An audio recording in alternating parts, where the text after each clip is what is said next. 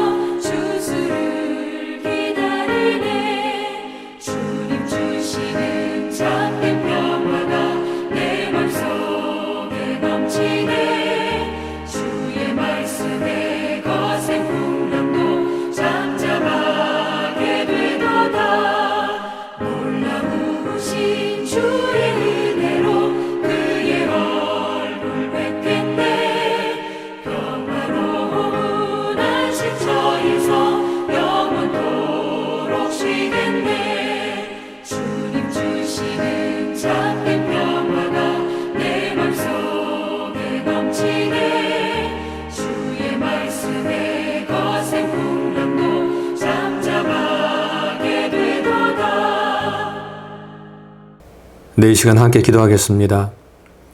참 좋으신 하나님 아버지 크신 은혜와 사랑 감사합니다. 또 지난 3일도 저를 지켜주시고 또 오늘도 또 부족한 저희를 이 수요 강단 앞으로 불러주심을 감사합니다. 하나님 바라옵기는 오늘 한 날의 모든 삶을 이 시간 이 자리에 내려놓게 도와주시고 또 이 수요 강단을 통해서 들려주시는 또 하나님의 은혜와 또 하나님의 음성에 귀를 기울이는 귀한 시간이 되게 도와주시옵소서. 이 시간을 통해서 하나님께 영광 돌리는 저희의 삶이 되게 주님 은총을 베풀어 주시옵소서. 하나님 아버지, 정말 이곳에 또 주의 몸된 교회를 세워주심을 감사합니다. 바라옵기는 이 몸된 교회가 정말 이 지역에서 지역교회로서 든든하게 세워져 가게 도와주시고 또 사랑하는 성도들의 가정과 직장, 사업장을 주님께서 붙들어 주셔서 어려움을 당하지 않도록 은총을 베풀어 주옵시고, 또 외지에서 지금도 타지에서 선교하는 선교사님들 가운데 은총을 베풀어 주사 하나님 사랑하는 선교사님들 끝까지 선교사역 잘 감당할 수 있도록 은혜를 베풀어 주시옵소서. 하나님, 오늘 또 사도신경 강의 4번째 성령을 믿사오며라는 그런 제목으로 하나님, 저희가 또 함께 이 사도신경을 배우고자 합니다.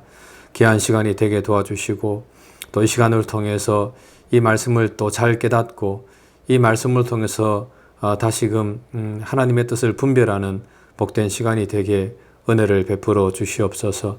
마치는 시간까지 하나님께서 함께 하시길 원하옵고, 사랑 많으신 예수님 이름으로 간절히 기도합니다.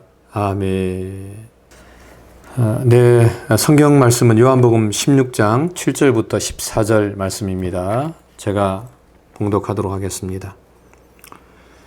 그러나 내가 너희에게 실상을 말하노니 내가 떠나가는 것이 너희에게 유익이라. 내가 떠나가지 아니하면 보혜사가 너희에게로 오시지 아니할 것이요 가면 내가 그를 너희에게로 보내리니 그가 와서 죄에 대하여 의에 대하여 심판에 대하여 세상을 책망하시리라. 죄에 대하여라 함은 그들이 나를 믿지 아니함이요 의에 대하여라 함은 내가 아버지께로 가니 너희가 다시 나를 보지 못함이요 심판에 대하여라 함은 이 세상 임금이 심판을 받았습니다. 내가 아직도 너희에게 이를 것이 많으나 지금은 너희가 감당하지 못하리라. 그러나 진리의 성령이 오시면 그가 너희를 모든 진리 가운데로 인도하시리니 그가 스스로 말하지 않고 오직 들은 것을 말하며 장래일을 너희에게 알리시리라. 그가 내 영광을 나타내리니 내 것을 가지고 너희에게 알리시겠습니다. 아멘.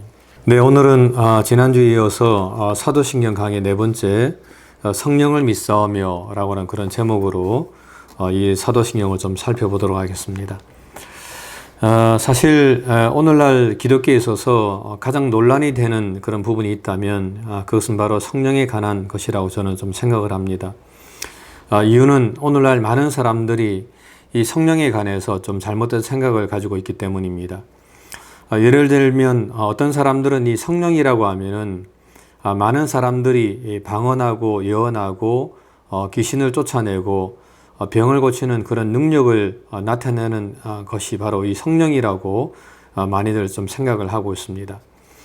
물론 그 말도 맞습니다. 성경, 특히 사도행전을 보게 되면 성령께서는 사도들을 통해서 역사하셔서 병든 자를 고치고 또 죽은 자도 살리시고 또 각종 예언과 방언을 통해서 기적을 일으키시는 것을 우리가 볼 수가 있습니다. 하지만은 중요한 것은 이 병을 고치는 기적은 사실 이 기독교에만 있는 것은 아닙니다. 병을 고치는 기적은 모든 종교에 다 있습니다. 불교에도 있고 이슬람교에도 있고 심지어는 사이비 종교에도 이 치유의 능력은 나타납니다. 저는 어릴 적에 남녀 호랑개교를 열심히 믿는 동네 한 아주머니를 좀 본 적이 있는데, 그분은 자신이 남녀 호랑개교를 믿어서 자신이 병이 나았다고 그렇게 이야기하면서 늘 이상한 주문을 하루 종일 외우면서 다니는 것을 제가 좀 본 적이 있었습니다. 그리고 그것은 방언도 마찬가지입니다. 사실 이 방언도 성경에만 나타나는 것은 아닙니다. 종교학자들에 의하면은 이 방언은 기독교 말고도 타 종교에도 얼마든지 있다고 합니다. 그러므로 이런 것들을 좀 종합해 볼 때 병을 고치고 귀신을 쫓아내고 방언을 말하는 것은 오직 성령을 통해서만 이루어지는 것은 아니다라고 하는 것입니다. 성령을 통하지 않고서도 얼마든지 그런 치유와 기적들이 우리 주변에서 일어날 수가 있다고 하는 것입니다. 그리고 그것은 성경도 그렇게 좀 말씀을 하고 있습니다. 마태복음 7장 22절에서 23절을 좀 보면 예수님께서는 마지막 날에 많은 사람들이 주님께 와서 주여 주여 우리가 주의 이름으로 선지자 노릇하며 주의 이름으로 귀신을 쫓아내며 주의 이름으로 많은 권능을 행치 아니하였나이까 라고 말할 것이라고 말씀을 좀 하고 있습니다. 하지만 그때 예수님께서는 이렇게 말씀하십니다. 내가 너희를 도무지 알지 못하니 불법을 행하는 자들아 내게서 떠나가라. 즉 예수님께서는 이 말씀을 통해서 권능을 행한다고 해서 그것이 다 하나님께서 함께 하시는 것이 아니라고 분명하게 말씀을 하고 있습니다.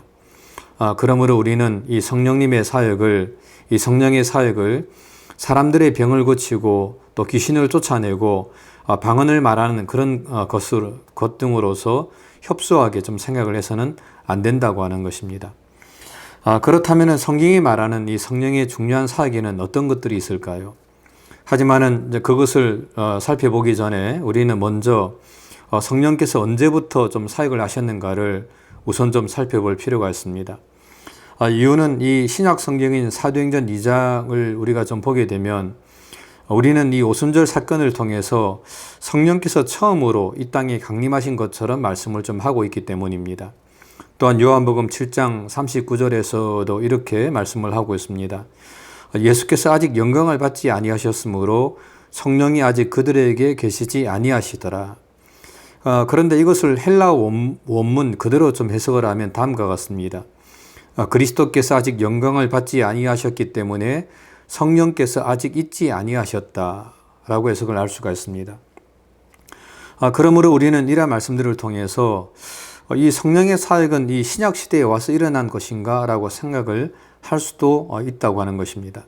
하지만 이러한 생각은 사실 잘못된 것입니다. 이유는 인류 역사에도 보게 되면 어떤 큰 힘이나 능력이 잠재해 있다가 어느 날 갑자기 나타나면서 인류에게 엄청난 영향력을 끼친 그런 사건들이 많이 있기 때문입니다.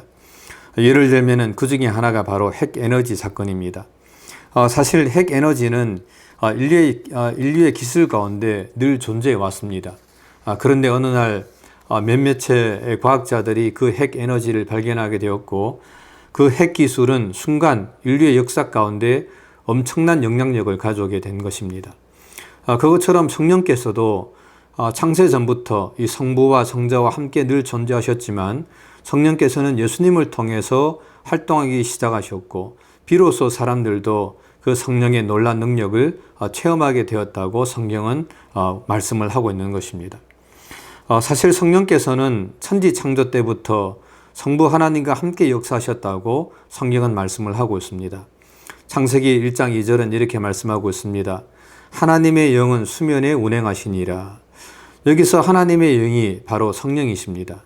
그러므로 성령은 성부 하나님의 대행자로서 성부와 성자와 함께 천지를 창조하신 전능하신 하나님이시라고 이야기를 할 수가 있습니다. 또한 욥기서에서도 엘리후는 욥에게 다음과 같이 말을 하고 있습니다. 하나님의 영이 나를 지으셨고 전능자의 기운이 나를 살리셨느니라. 그러므로 성령은 일부 이단들이 주장하는 것처럼 신약에서 갑자기 나타난 그런 하나님의 비인격적인 힘과 능력이 아니라 구약 특별히 창세기를 통해서 천지 창조 때부터 이미 성부와 성자와 함께 하시면서 혼란한 세상 속에 질서를 불어넣어 주시고 또한 사람들에게 정신과 이성과 생명과 생기를 불어넣어 주신 전능한 하나님이시라고 성경은 말씀을 하고 있는 것입니다. 그래서 기독교는 삼일체 교리를 주장하고 있습니다. 물론 삼일체라는 말 자체는 성경에 나오지는 않습니다만은 기독교는 이 성경의 모든 내용들을 추론하고 해석해서 삼일체 교리를 주장하고 있는 것입니다. 여기서 삼일체란 말은 성부, 성자, 성령은 삼위, three persons, 세 위격과 세 신격과 세 분으로 존재하지만 이 본질이라고 하는 부분에 있어서는 한 하나님이다라고 하는 그런 교리입니다. 즉 성부, 성자, 성령은 각각의 위격은 다르지만 성자는 성부로부터 나왔고 성령은 성부와 성자로부터 나와서 서로의 격은 분명 다르지만 그럼에도 불구하고 그 세 분은 본질적으로는 동일한 하나님이라고 하는 그런 교리가 바로 삼일체 교리입니다. 여러분들은 이 말이 좀 잘 이해가 가십니까? 물론 예전에 우리 교회에서도 한번 설교를 한 적이 있었습니다만은 사실 이 교리는 쉽게 이해할 수 있는 그런 교리는 아닙니다.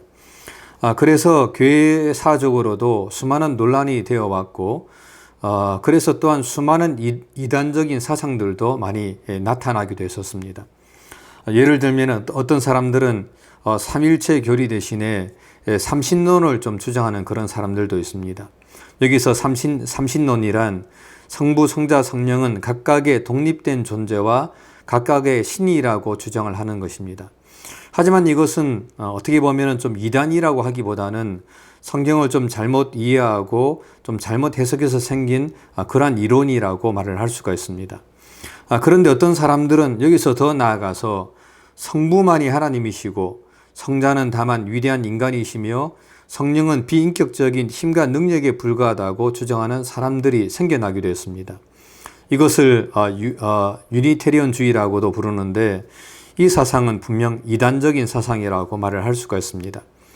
그리고 양태론을 주장하는 사람들도 있었는데 여기서 양태론이란 한 하나님이 어떤 때는 성부 하나님으로, 어떤 때는 성자 예수님으로, 어떤 때는 성령님으로 나타나서 그 역할을 각각 수행한다고 하는 그런 주장입니다.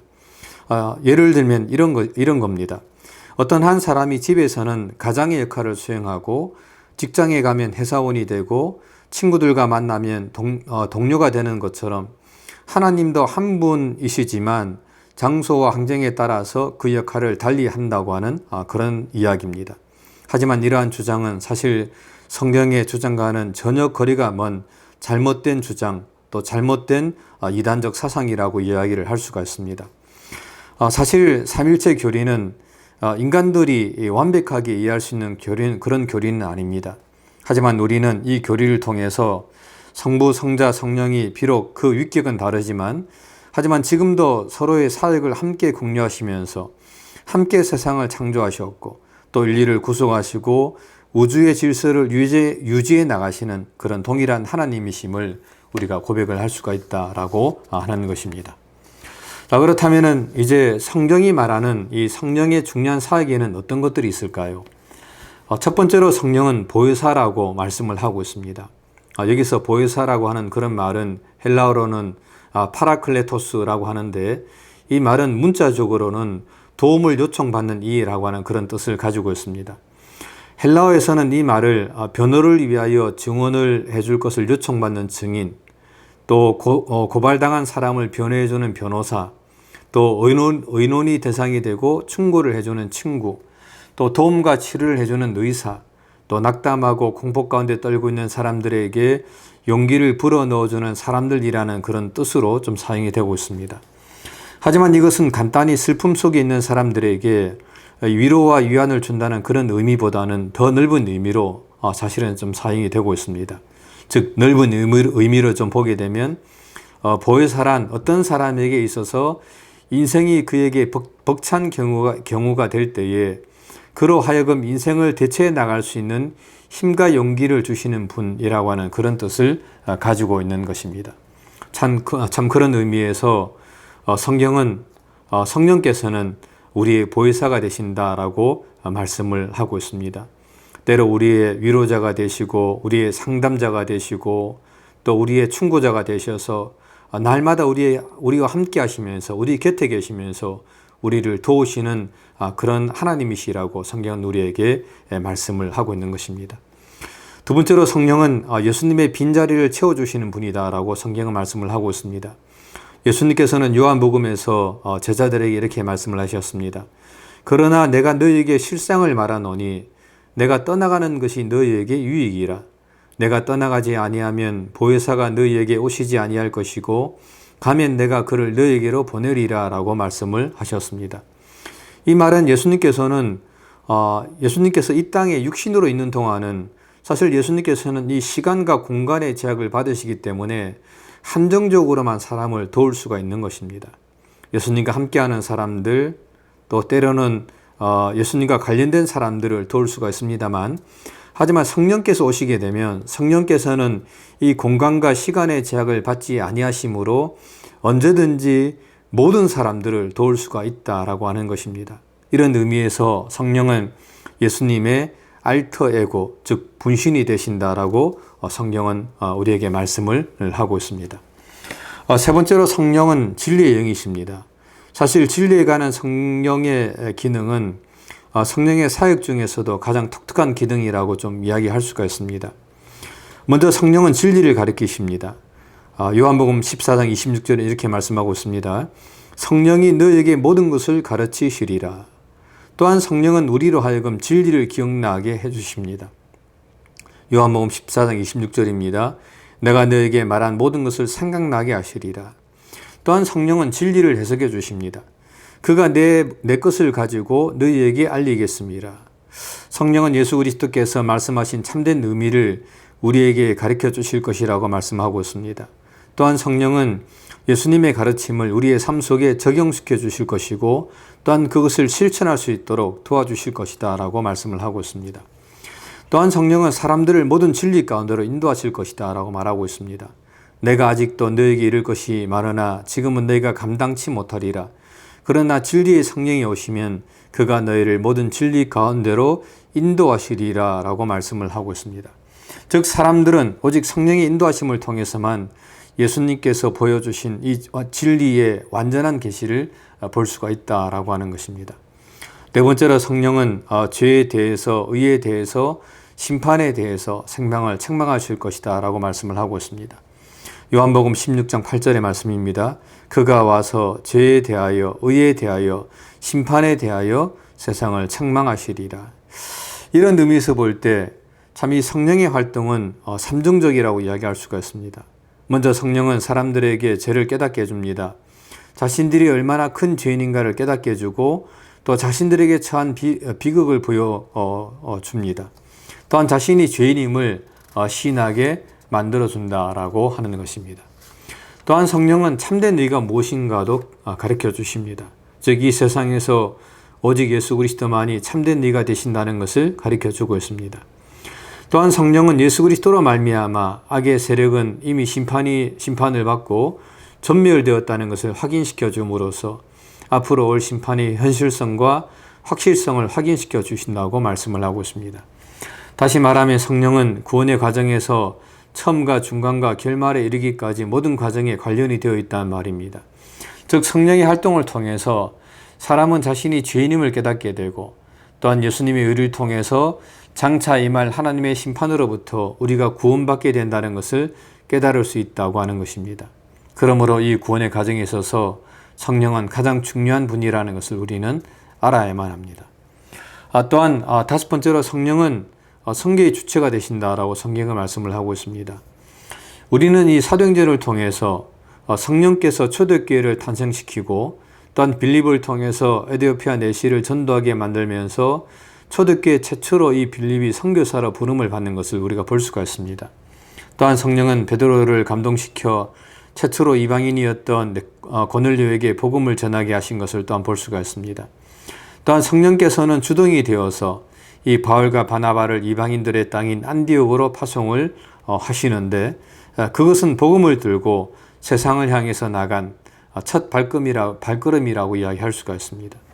또한 성령은 예루살렘 회의를 통해서 이방인들도 교회로 돌아올 수 있도록 길을 열어주셨습니다. 또한 성령은 이 바울의 활동을 매 단계마다 인도하여 복음이 소아시아로부터 유럽으로 전파되게 하셨고 이 마게도냐, 헬라 그리고 마지막에는 로마까지 전파가 되게 하셨습니다. 다시 말하면은 사실 오늘날 우리가 예수님을 믿고 우리가 크리스찬이 될 수 있었던 가장 중요한 이유는 바로 성령의 인도하심과 역사 때문이라고 이야기를 할 수가 있는 것입니다. 그러므로 우리는 이 성령의 역사를 꼭 믿어야만 한다고 하는 것입니다. 말씀을 맺습니다. 역사를 통해서 볼 때 성령에 대한 교리는 너무나도 많은 진통을 겪어왔습니다. 하지만 그 진통은 오늘날에도 역시 계속해서 이어지고 있습니다. 일부 사람들은 성령의 존재를 여전히 부인하는 사람들도 있고 어떤 사람들은 성령의 역사를 잘못 해석해서 편협되게 믿고 있는 사람들도 있습니다. 하지만 우리는 결코 그렇게 해서는 안 되겠습니다.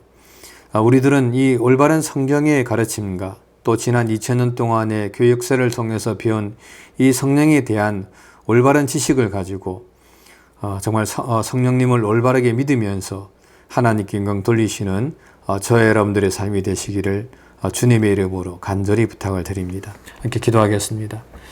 참 좋으신 하나님, 또 오늘 또 이 수요 강단을 통해서 짧은 시간이지만 이 성령에 대해서 함께 배울 수 있도록 은혜 허락해 주심을 감사합니다. 하나님, 정말 이 이 성령님이 정말 하나님이심을 고백하게 도와주시고 또 우리가 날마다 성령님을 의지하면서 정말 주님과 동행하는 그런 삶을 살아가는 저희의 삶이 될 수 있도록 은총을 베풀어 주시옵소서.